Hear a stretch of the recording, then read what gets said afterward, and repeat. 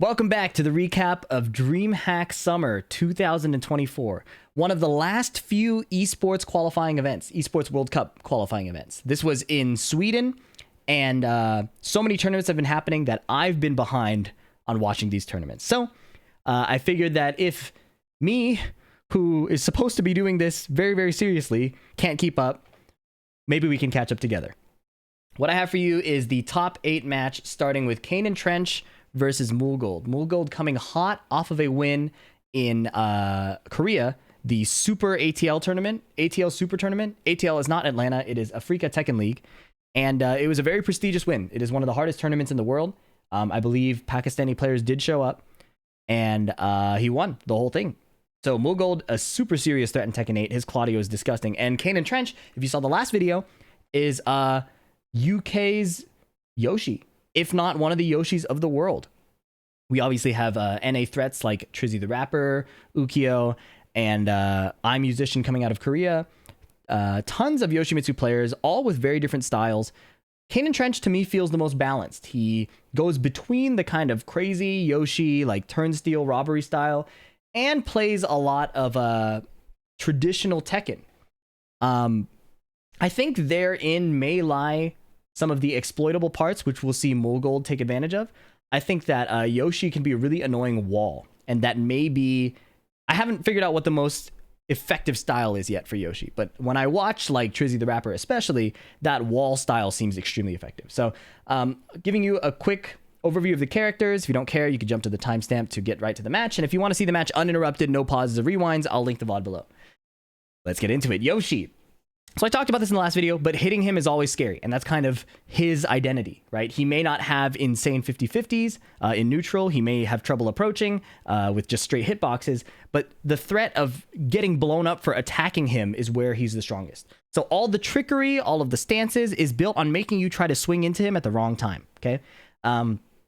He complements that with insane combo damage and the ridiculous wall 50-50 wake-up situation with the unblockable low or the flip over Oki that makes you guess again. I changed one bullet point here. His 2+4 is 0 on break, right? That's the generic homing throw, and that will come into play later, but that's important because a lot of throws are usually minus. Like his one throw is -3.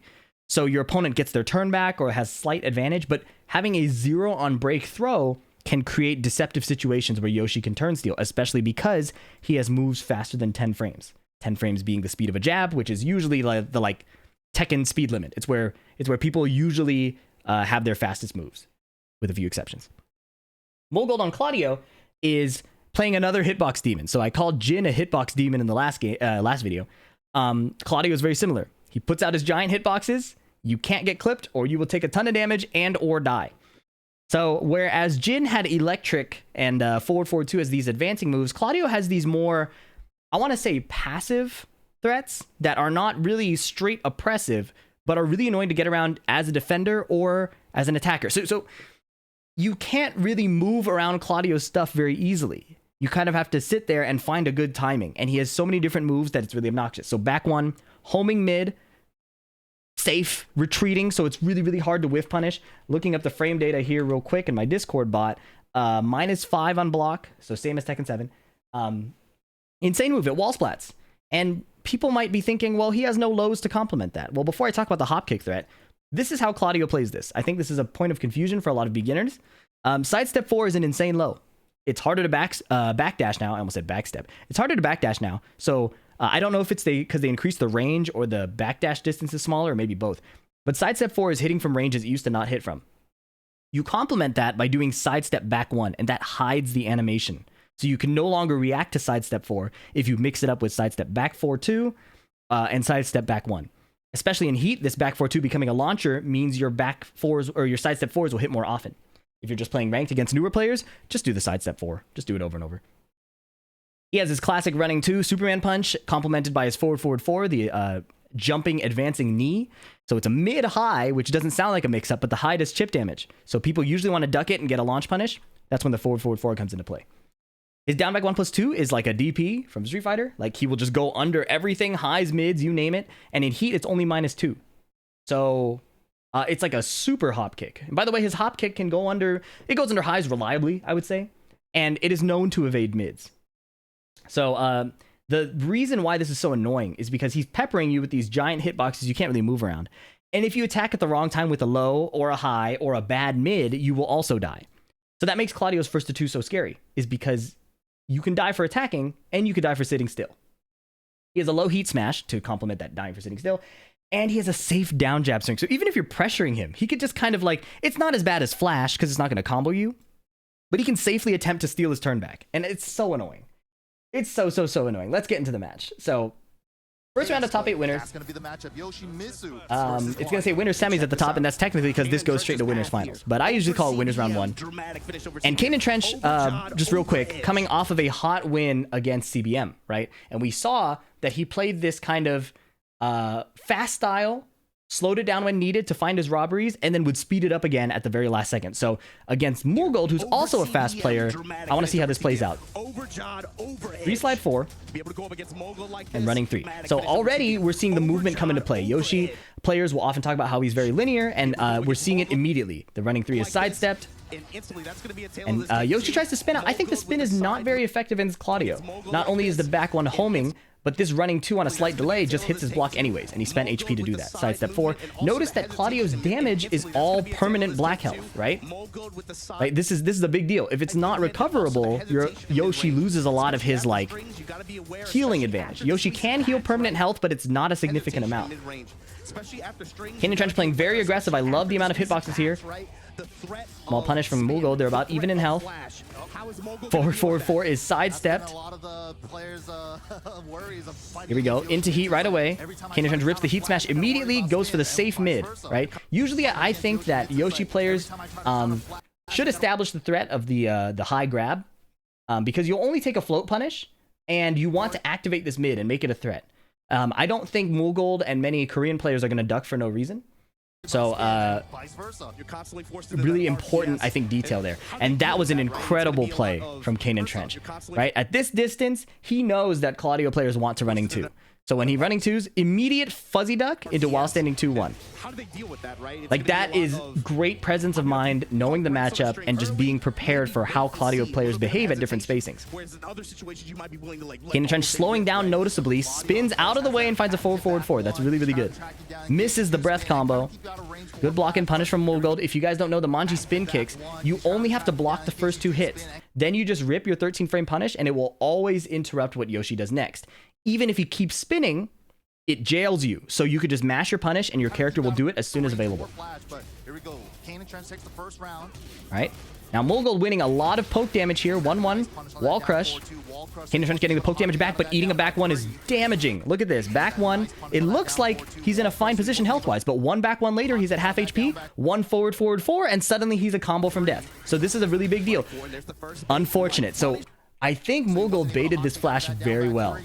Instead of playing his frame advantage, he just backdash ducked, and then it looked like he might have done a running 2 here, but messed up the input. Mulgold has really fast running 2s. This could have been a missed input. I see no reason to do a forward 2. Jab heat burst. Counter hitting the revenge heat burst, and that kills. So Mulgold really tried, or I mean, KaneAndTrench tried to get a heat burst off immediately. But gets counter hit by that magic 4. That was very surprising to me. I'm surprised he didn't get the armor in time. That was very surprising to me that the armor didn't come out. Maybe Heat Burst has different properties now since the patch. My understanding is that it was on frame 7 that the armor comes out. So somebody can correct me if I'm wrong there. Down 4. Side step 1. All right, and here we go. The spin not very effective against the back 1, and in fact, he's paying health to spin in the first place, and then the back 1 does extra damage, or it does its damage on top of that.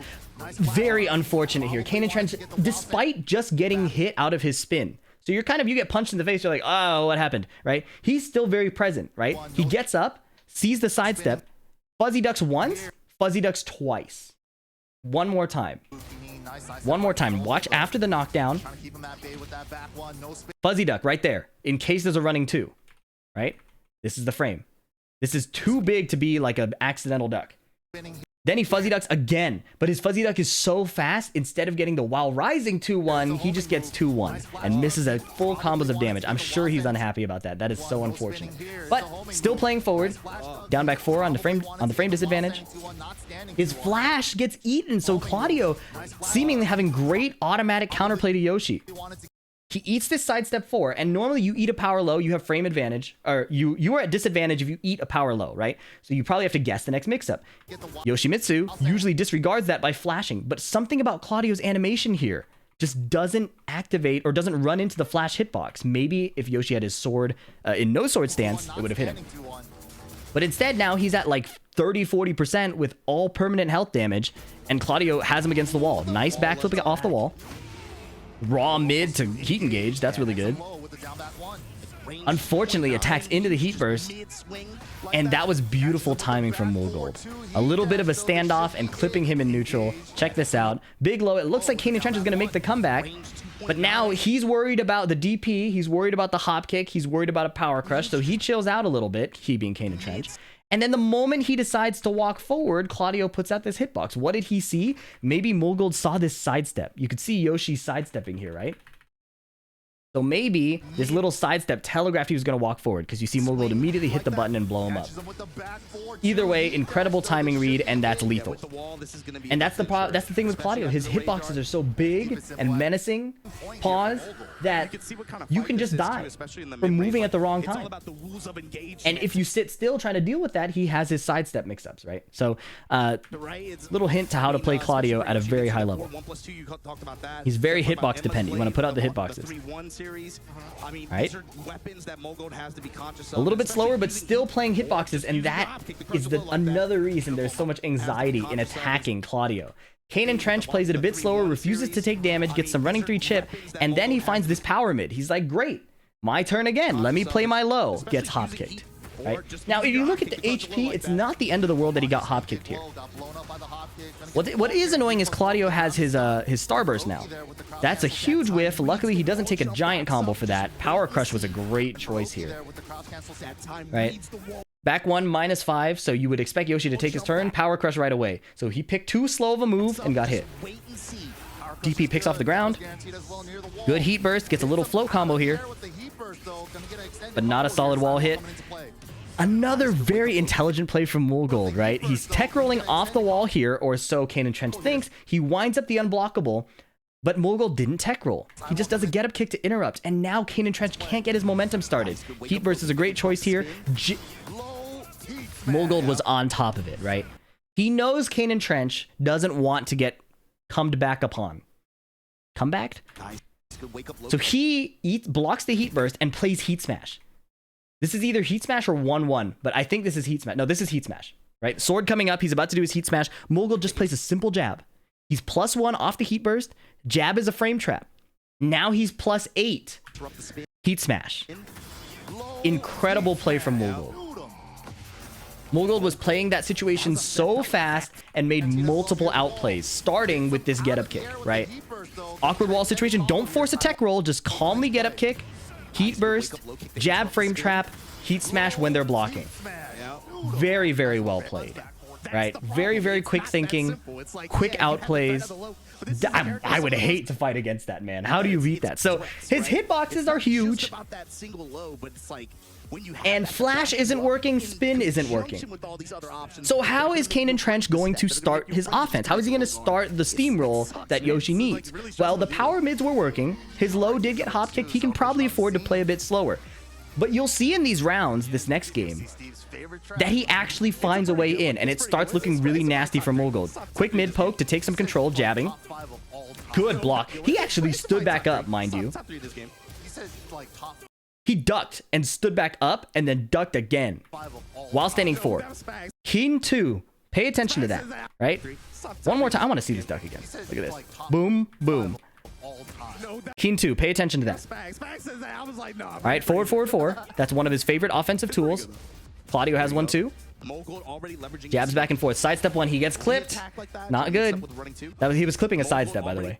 Sidestep one, and then he tried to sidestep and got clipped by back one on immediate timing. All right, Mulgold just running up. Does a punishable move, and we take our damage. Avoiding the puddle to try to beat a sidestep. Down forward two. Does not find its mark. Backflip. Here we go. Half HP. Mostly permanent. Boom. What happened there? 2 throw. 0 on break. So they both do their sidestep move, and Yoshi's is 3 frames faster. 17 frames versus the sidestep 4, which is 20 frames. And this gives him a full combo. So rewinding this just to see how he earned his damage, right? Because he's not really forcing offense necessarily. He just found a punish. Cool. Forward, 4. And he finds this backflip attack. Again, defensive plays from Yoshimitsu. This is really important. Yoshi's a defensive character, not really able to force his offense. And then he finds this play off the 0 frame situation when Mulgold tries to earn damage back. And of course he's going to be optimized. Love to see it. Big flash. Heat burst to stabilize the combo. Heat dash. Forward 1+2 again. Some defensive reads, some punishes, and then a sidestep 1 counter hit. Down forward 2 counter hit, right? Yoshi's counter hit game is extremely good. And if you watch Trizzy the Rapper, that's how he loves to play Yoshi. He's not forcing a lot of plays, but you can see that KaneAndTrench wants to keep the speed up a little bit, right? So after this combo, he doesn't backdash, he doesn't disengage, he doesn't go for the 50-50 or the 50-50 unblockable. He goes for King down 1 while standing 4, puts the sword away. That's important. King forward 2 to wall crush. Under the jab. This is why it's so scary to attack Claudio and why I think defensive Yoshimitsu might be better in this matchup. Forward dash jab. Claudio's underneath that shit. That sucks. But the round isn't over, right? This isn't Tekken 7. Like, you only took like 30% there. What happens next? Block the back 1, 1-1. Block the running 2, avoiding the puddle. Jumping over the low again, guaranteed hit, and down back 4. And look at that, it's looking good. He kept his composure.